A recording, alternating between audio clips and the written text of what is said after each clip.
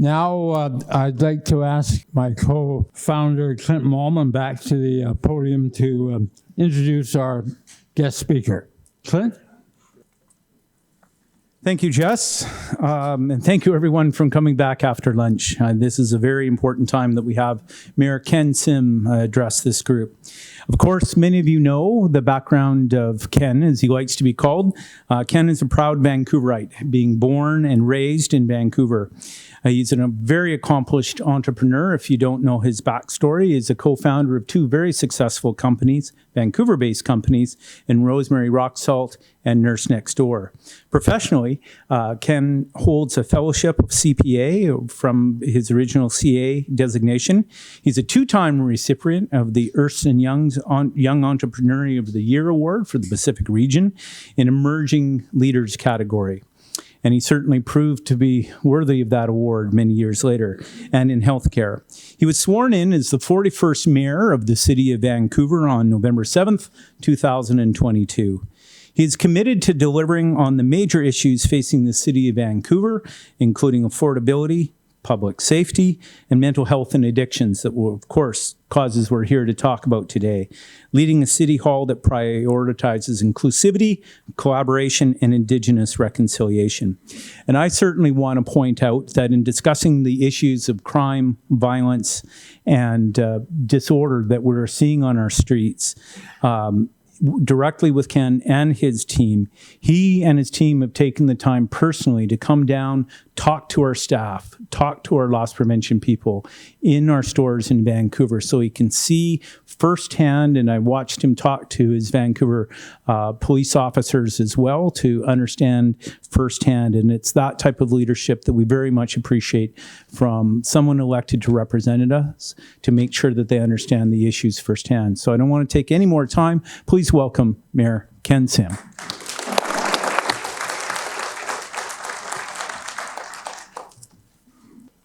Clint, thank you. Thank you very much. I don't know how I follow that one, but we'll try. Good afternoon, everyone. Thank you for coming here today. Now, I do want to acknowledge a few things here. First, we are obviously hosting this event on the unceded territories of the Musqueam, the Squamish, and the Tsleil-Waututh First Nations, and I do want to thank them for their generosity and their hospitality and the love and the care they show this land that we get to live, work, and play on. And I think it's incumbent upon all of us to unlearn what we've learned in the past and learn the true history as to what's happened on these lands.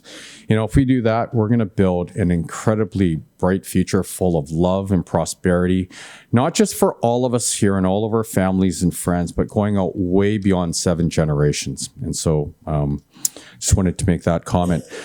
The second acknowledgement I want to make is to His Worship, Mr. Sam Sullivan here. Yes, thank you for being here today.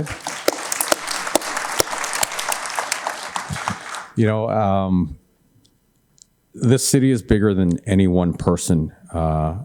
And so when I think of His Worship and the foundation that he laid for future generations of civic politicians in the city, we're really thankful. So thank you very much. The third group I do want to acknowledge is all of my teammates on council. People give the role of mayor way too much credit. This is a team sport here. And if I can just get our council colleagues to stand up, please, and be acknowledged as well.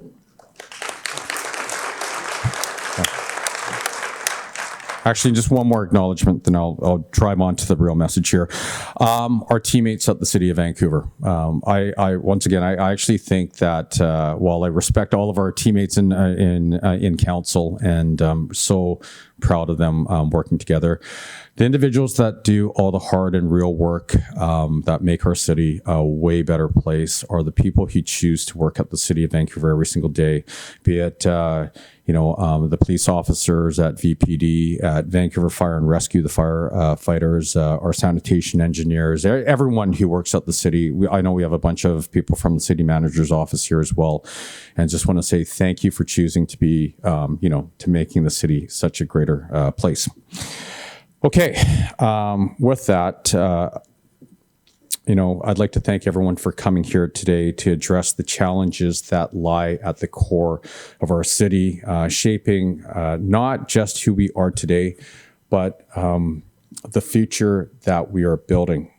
I'd like to say thank you, give a big hug out to the Save Our Streets group for inviting me to speak on behalf of the city today.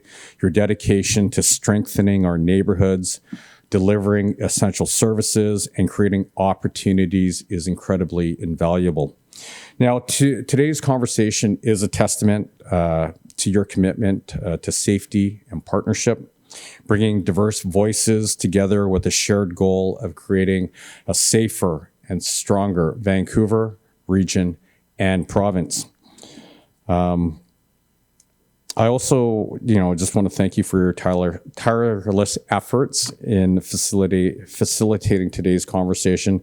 As Clint mentioned, there are a lot of challenges that are going on in our city, and it's easy to give up on this city, and you haven't. And so it's not lost upon us, and we just want to thank you from the bottom of our hearts. Now, today I do want to talk about the downtown east side, which is more than just a neighborhood. It's a reflection of our city's challenges and its resilience. And I want to address how we, as a city, can chart a better path forward for this neighborhood. This is a place that matters to all of us because what happens here affects our entire city and our entire province. Before we look ahead, before we get into the challenges, I do want to recognize some of the steps that we've taken to date as the city of Vancouver.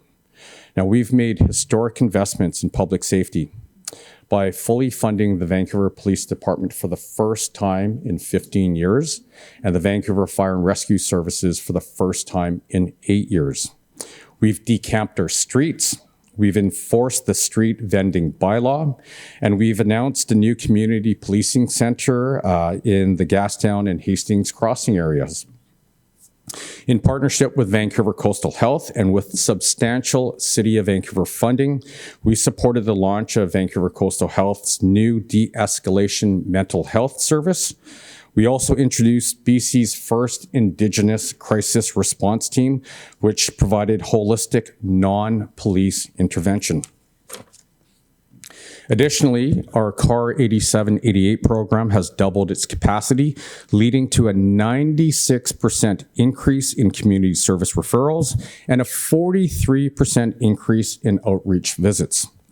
These initiatives ensure that the Vancouver Police Department can respond where they're needed most, while healthcare professionals provide specialized support to our most vulnerable residents. This means a better return on how taxpayer dollars are invested while making sure that people receive the appropriate care that they deserve. And the results are promising. Overall crime stats in Vancouver are down across the board. Compared to last year, total crime has decreased by 7.4%. Violent crime is down 7%, and property crime has dropped by 10.3%. But let's get real here for a second. All it takes, as we know, is one random stranger assault to shatter that sense of community safety. And we've all felt that. Recent stranger attacks have had a devastating impact on the victims, on their loved ones, on their friends, on their family, on their co-workers, on the community, and people that don't even live here, who come here. These tragic incidents often involve individuals facing severe mental health and/or severe substance use disorder. People who are deeply unwell and in desperate need of care.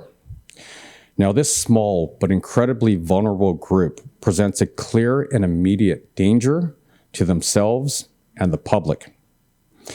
We must provide these individuals with necessary care to support through secure facilities and a compassionate mandatory care program. And we also know that there are dangerous people affiliated with organized crime at work in our communities, selling and distributing drugs, incentivizing violent shoplifting, and threatening violence. These predatory criminals victimize our residents and our local businesses, spreading fear and harm wherever they operate. They are intentional repeat offenders, well known in our neighborhoods for their violent behavior. And frankly, I think we've all had enough.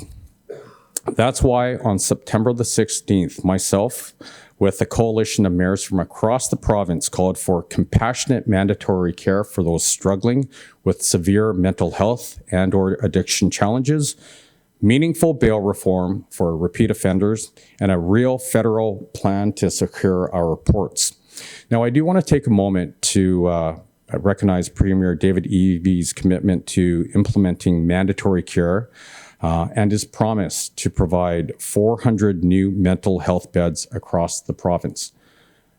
And I want to stress here, look, there are politicians of all different stripes here. We're not, it's not my intention to get political here whatsoever.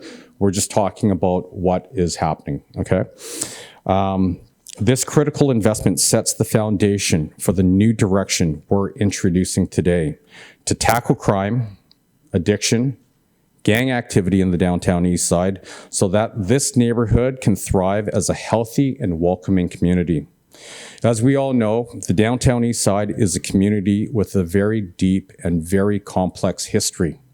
For decades, there have been stories of resilience and stories of incredible suffering.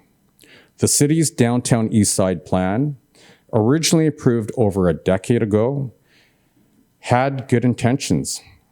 But despite the fact that hundreds of millions of dollars have been spent in this neighborhood, the current approach has failed. It's time for a new direction, one that's rooted in accountability, dignity, and recovery. And we owe it to the neighborhood residents, Vancouverites, and all British Columbians to do better, and we will do better. Firstly, we need to rethink the hyper-concentration of services in the downtown east side. For too long, multiple levels of government have enabled and encouraged the concentration of supportive housing, shelter spaces, and dozens of social service nonprofit organizations in this small 4 square kilometer neighborhood. The results have been the downtown east side becoming the epicenter of intersecting crises, mental health, poverty, and homelessness, not just for Vancouver, but for the entire region and the province, leading to a cycle of instability and decline. This poverty industrial complex has not only blocked local businesses from thriving, but has also created conditions that degrade the health and well-being of our most vulnerable community members. Meanwhile, it's attracted predatory criminals, further compounding the neighborhood's challenges. The current situation has made it abundantly clear that the downtown east side area plan has failed. We need increased mixed income housing options, and we need to fill our vacant storefronts with businesses and services to create a balanced environment where residents can thrive. To be clear, this is about integrating the downtown east side into Vancouver's broader community, making it a place of opportunity for everyone. As a first step towards a healthier and sustainable future, we need more balanced investments in supportive housing across the region and province. We can't continue to pretend that the solutions for the downtown east side lie in the downtown east side alone.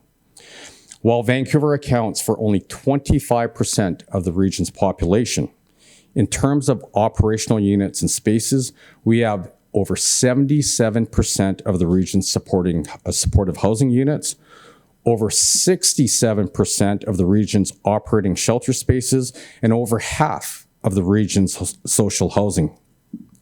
This imbalance is unsustainable, especially when much of our existing supportive housing, including our extensive SRO stock, is aging and frankly falling apart.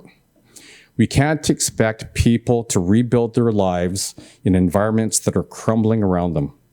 Replacing our aging temporary modular supportive housing with permanent units is a critical first step. Simply put, there's a lot of work to do in Vancouver. But to put it bluntly, it's also time for other municipalities to step up and develop supportive housing in their communities as well. This will allow Vancouver to focus on renewing and upgrading our rapidly crumbling housing stock.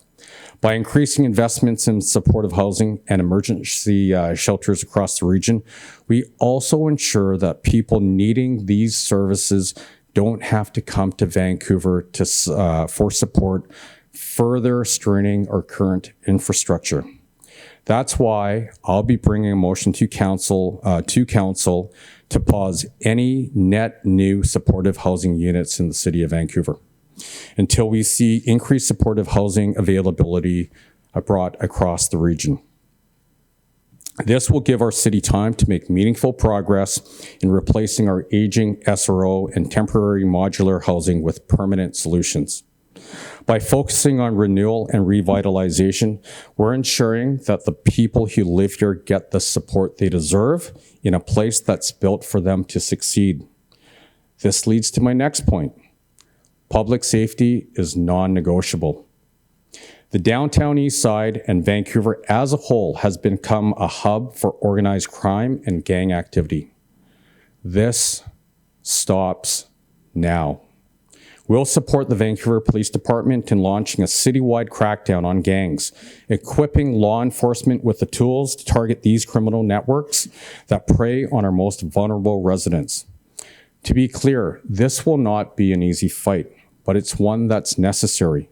We owe it to the residents of the downtown east side and all Vancouverites to ensure that our streets are safe. Now, gangs have no place in our city, and to them I say this: get out of Vancouver. Now, change won't happen overnight, but we can turn the tide with action, commitment, and unity. Let this be the beginning of a new chapter for the downtown east side and Vancouver. One defined by hope and progress, not despair and further erosion. Now, to the residents and the businesses of the downtown east side, we hear you, we see you, and we're committed to building a future that works for everyone. And this is about rethinking how we help each other and how we work together and ensuring that the right supports are in the right places at the right times. And to all Vancouverites, this is your city.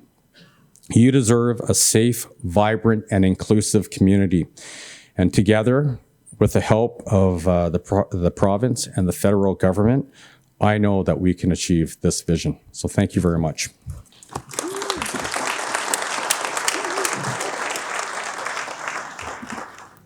Thank you very much, Your Worship. Well, when we started SOS just over a year ago, we wanted to encourage new approaches and action.